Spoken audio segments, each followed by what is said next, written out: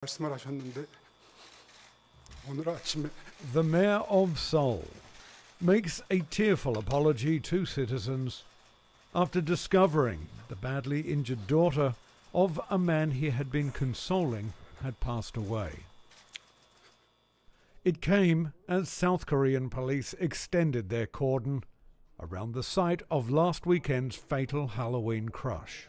They're examining more than 50 CCTV cameras to determine what started the deadliest accident since the sinking of the Sewol ferry in 2014.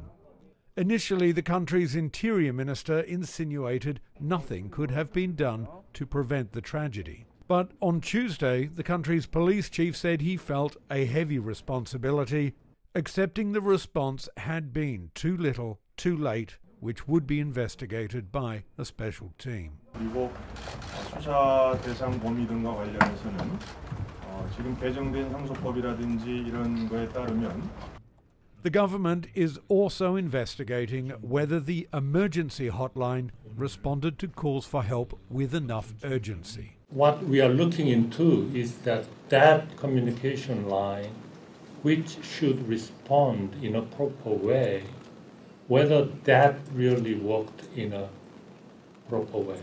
That's what we are looking into. And people will be held responsible. The probe looks primarily at who started the panic and how officials could have responded better.